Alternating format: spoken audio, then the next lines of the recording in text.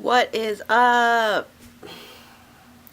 Dalena Diaries episode 2 is happening right now because I've been putting this off for way too long. I was like, the first episode came out and I was like, okay, I'm gonna do this every week, every single week.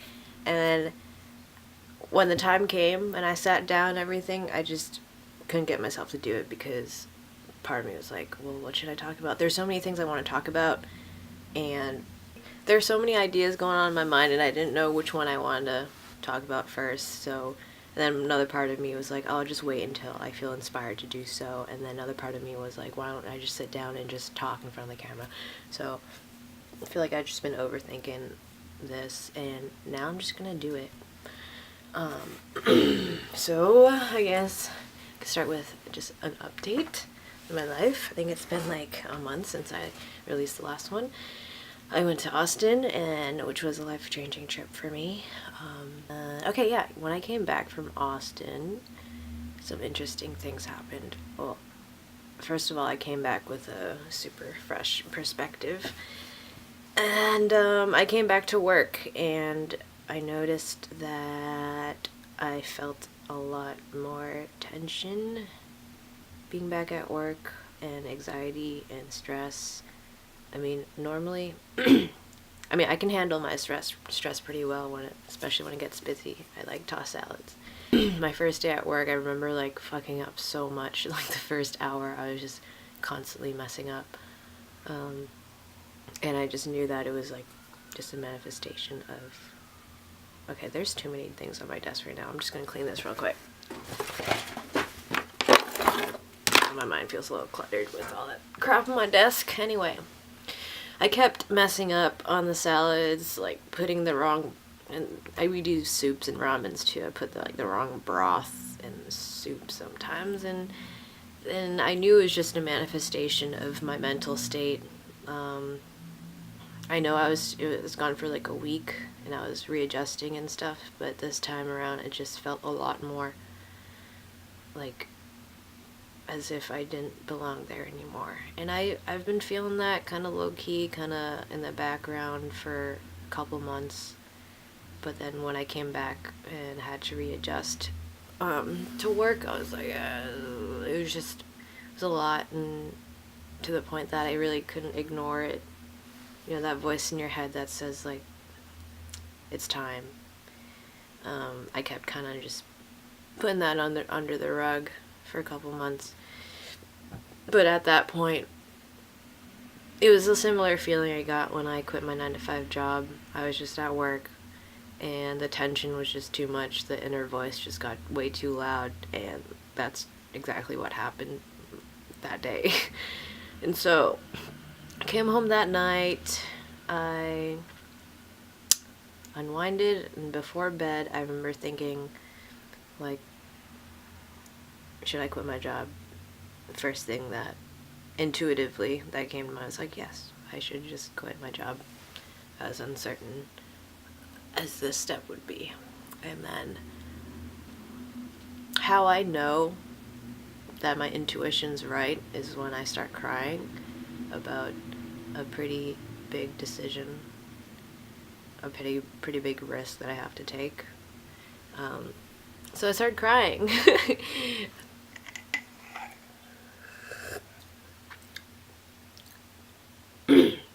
So yeah, I started crying, and that's when I knew that I had to leave my job because of the uncertainty that comes along with it and how scary it is. It is change in general, transformation. It is very, very essential for growth, but also very scary. But I knew deep down that it was time for me to leave my job, especially getting a tarot reading in Austin, and the card that like came out of the deck while he was shuffling the card was the Death card, which can sound kind of ominous, but it was actually a really good sign for transformation and, you know, the end of something, but the beginning of something new and even better. So I think the day after that, or soon after that, sat down with my boss and told him it was time. Oh, before that though, I got a few other signs from the universe that I had to quit my job. So, a couple days after my first shift back, I was working a closing shift, and I stayed a little longer than I normally do because it was busy. It's like Saturday night or something, and I get out at 11:30. I usually bike to work. That's my main mode of transportation to and from work. I parked it in the front where I normally park it, and this time around I come out and it wasn't there. My lock was there, but my bike wasn't there. So obviously my first reaction was like, fuck, someone just stole my bike. This is complete BS. Why? And then, I kind of stewed in that emotion for a little bit, like, fuck, it's my bike. It's like, I use it pretty much every day. Then I let it steep in, that emotion, and then I kind of thought about it, and I was like, you know what, this is a sign. This is such a sign. This is such an obvious sign from the universe, because I use my bike mainly to bike to and from work, and if the universe is taking away my main mode of transportation, then that's obviously something. A sign.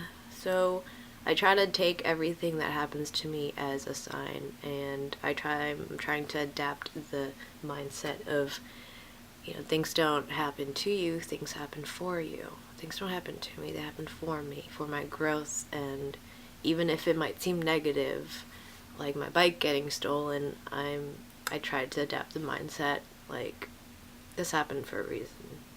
I try to see, like, the positive out of it. Something positive will come out of this circumstance if you really focus on that and if you truly believe that. But that's what I believe. Like, yeah, like, some effed up shit's happened in my life, but now that I look back, like, if all those things hadn't happened to me, I wouldn't be who I am today. And so but I walked home that day, and it takes about 25 minutes, so it's not too bad.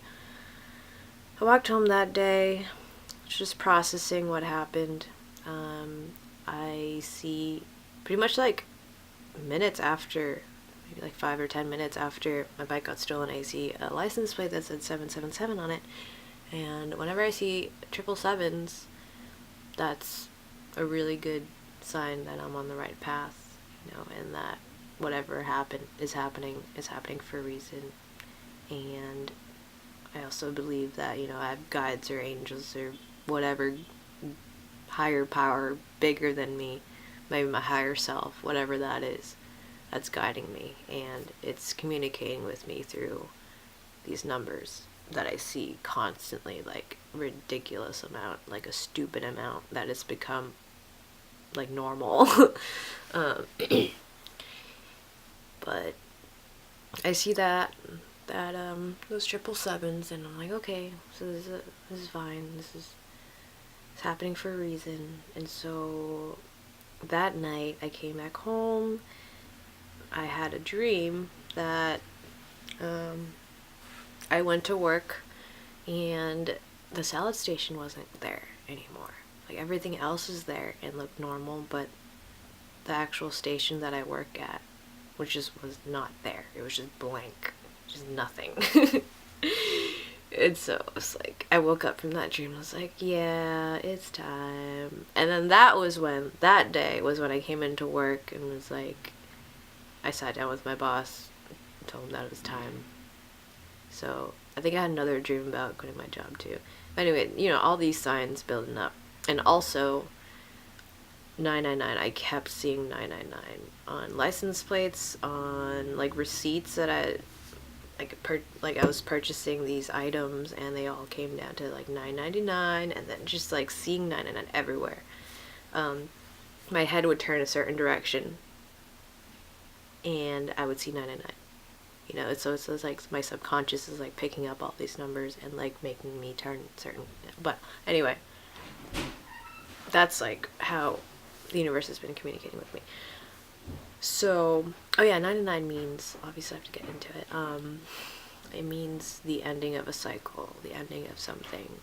But with every end, there's a new beginning, So, yeah, so I put in my 2 weeks, and yeah, I worked my last 2 weeks there. It was pretty bittersweet because I've been there for a year now, and I made pretty close relationships with a lot of people there. And I was really gonna miss that, but I had to do it for the next phase of my life. My camera stops recording sometimes. It's annoying. Anyway, for the last 2 weeks of work, I had to walk to and from work. Either take the bus or walk. But since the weather was getting nicer, I decided to walk to and from work. And it was actually really nice. Because I don't normally take walks that often since I have my bike, and it's so easy to get from point A to point B with my bike. So easy and quick. I walked, and I realized that, one of the really positive things that came out of my bike being stolen was, I actually had time to process thoughts and emotions. Emotions that I wasn't really processing in my day-to-day life because I like getting things done. If I'm not being productive, if I'm not working on something, then I'm pretty hard on myself about it. Walking forced me to just be okay with doing nothing and just walking, which allowed, like I said, for me to process a lot of things that I've been kind of suppressing or I've been kind of ignoring. And the walks themselves have been really therapeutic for me and really refreshing. And my really close friend, has been telling me about the importance of rest, because I have this problem where I feel the need to be constantly doing something, being productive. When I'm at a cafe, I bring a book to read, or my sketchbook, or my laptop, and I think it's really good to be productive and stuff, obviously. But I think I didn't even realize I had the problem where I'd feel antsy if I wasn't doing anything. I'd feel restless if I was just sitting there. So I'm trying to make more of an effort to sit and relax. Not even meditate, not even try to meditate, just sit, relax, and either people watch or just think and allow whatever emotion or thought to come up and process them and breathe and stay present in that way. So that was a nice, unexpected, positive aspect that came out of that. I think I've been unemployed for a week now. I had to catch up with a lot of people, which has its, I want to say pros and cons, because I love people, I love spending time with people, but I get pretty easily drained emotionally and just socially, because I'm naturally an introvert. I love spending time alone. My time alone is so valuable to me, so I feel like I've been, I don't want to say indulging, but taking this week off. Well, it's only been a week, but it's been a week of not being as disciplined as I could be. So this week, what's Monday? I think it's Monday, yeah. I'm really gonna, I don't want to say hustle. That's not the word. I don't like the word hustling. But, really work on my craft, really be productive and stay balanced though, and know when to relax, know when to be okay with relaxing. Be in the flow state. That's another thing I wanted to talk about, actually, the flow state. Such a beautiful state to be in. I think it's the state we're supposed to be in, but we're so distracted by media, by our phones, by the external world that, so the flow state is basically how you get better at your craft. It's this very fine line between surrendering to the force within you, the energy within you, force, and then discipline. So you can apply this method to pretty much anything you want to get better at, like painting or making music. So I guess as an example, one of the best flow states, one of the most healing flow states for me is playing the piano. And you gotta balance discipline, which means, hitting the right keys at the right time, with surrendering, which is allowing whatever emotion to come out, and which creates, the sounds behind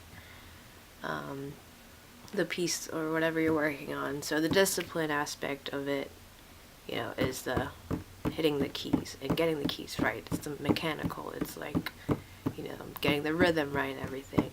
And the surrendering is surrendering to whatever's coming out, like which keys to hit at the same time that creates the tone or the emotion that you want to portray. So when I'm writing a new song or something, I'm not thinking at all. First of all, it's a state where you're not thinking at all. You're just allowing, that's a creative process for me too. It's like I'm just allowing whatever it is that's within me to come out. Kind of difficult to explain, but there's that. I mean, you can also apply it to painting too, which is something else I really love to do that I haven't been doing as much as I should be. Just one of my favorite quotes from Bruce Lee. Bruce Lee was he said something about in terms of martial arts too. Oh my god, this could be applied to anything, but he says that on one end you're a mechanical man, and the other end you are an animal. You're using instinct. So mechanical man, science and logic, and then instinct, emotion, and that force, that energy. So when you're combining the two, you are pretty much God. That's the state. You should be in the ebb and flow between masculine and feminine, and discipline, surrender. And I definitely feel that too in Muay Thai. Muay Thai is something I've been doing the past year, and one of the most amazing things about it is you gotta relax. It's crazy how much I didn't never realize how much of it is relaxing, and relaxing is the surrendering part and just loosening your muscles. And if you're too stiff and you're too filled with adrenaline, and then you get burnt out really easily. It's about relaxing into it, and it's like a dance. You're relaxing, you're allowing, you're letting your natural instincts to kick in, but it's also you're doing it in a disciplined kind of precise way. The precision comes from the discipline, punching them, aiming for the face. That's the precision part, that's the discipline part. But the power that goes behind it is the surrendering, because if you're too stiff like that, it's unnatural and it's not as effective as when you're just so it's the flow state, man. It's the flow state that we need to be in. I don't want to say all the time, but it's so important every day. It's a state where you're not thinking of anything. And I don't know who said this, but this quote goes a wandering mind is an unhappy mind. If you're you're just sitting there doing nothing, allowing your mind to wander, or trying to distract yourself from your wandering thoughts by going on your phone or something. It's not really healthy either. You just gotta find something that you can really be in the flow state with, and it's obviously something you really enjoy doing, something you love to do. What is it that you love to do? Find that. And I know it's hard at first to get into any skill or hobby or thing that you want to get better at, but you just have to keep doing it a little bit every day. And it's about the process. It's you are going to get better inevitably if you do it consistently. And that's what I've been trying to garner in my life, just doing things consistently, every day. I haven't been very good about it the past week, but yeah. Alright, I'm gonna end this before it gets too long. Anyway, thank you for watching, guys, and I'm planning on doing this once a week. I have to. I'm gonna do it once a week. I'm gonna make myself. Alright, peace out. Have a lovely day, folks, and, you know, don't forget to be in the flow state. Don't forget to take care of yourselves, eat your veggies, you know, implement some mindful practice in your day-to-day life, and stay present, and yeah, and, you know, love as much as possible, you know. Alright, peace out. Love you guys.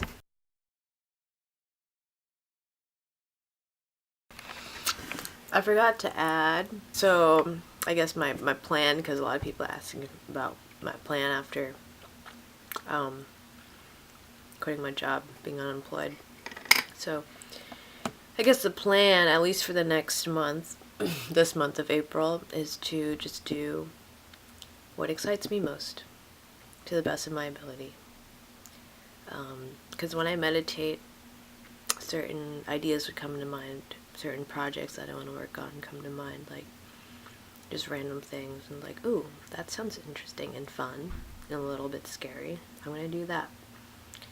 And so I'm gonna do that, and obviously stay consistent with all the things that I'm trying to get better at, you know, like Muay Thai and painting and making music, and yeah, just doing that every day, working on my craft, and see what happens. Yeah, there's a part of me that is a little worried and uncertain. Inevitably, there's always going to be a part of me that is uncertain, but I'm learning a lot more. I'm learning every day to just stay calm amidst the uncertainty, because as long as you're calm and you're present, things will just come to you. Things will just flow to you. Oh my god, and I had my first show, too. My first show singing in front of a crowd last week, and basically I got that opportunity because I ran into this guy I had a jam session with a year ago. I ran into him at work, and he was on his way out, I was on my way in, so it was just like that timing, that divine timing, you know, just being open. You just gotta be open to people and opportunities, and then things will just flow into your life, you know, and stay present, you know. But yeah, and he was like, oh, I'm organizing a show, and we need more people to perform. Do you want to perform? And I was like, hell yeah. So I had a week to get my shit together. But I did it, and my voice was like off pitch a lot of the time, and it's a little embarrassing, but you know, at least I did it and put myself out there, and it's just a matter of doing more of that and getting over my stage fright and stuff like that. So that I'm just gonna trust. That's something I have trouble with, or I think everyone has trouble with, is trusting, you know, trusting in the process and in the universe. At this point in my life, though, there is no denying that there is something greater than me. There is some intelligence operating behind the scenes.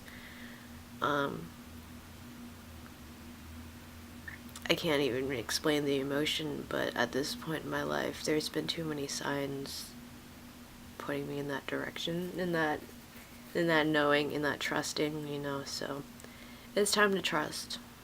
I think it's time to trust. Yeah. I also told my mom that I quit my job, and she was actually surprisingly, not, she was okay with it. Yeah, she was okay with it, but, like, I imagined her being a lot more worried, and she was just like, okay. Because at this point, I think she's not surprised about anything I do now, because I'm fucking nuts. I'm nutso. But I just want to say thank you, Mom, for supporting me. Thank you, Dad, for supporting me. I love you guys so much, too. You guys watching this. But anyway, yeah, I don't want this to get too long either. Yeah, I'm like freaking breaking out because I've been eating way too much sugar. Alright, have a good day. Bye bye.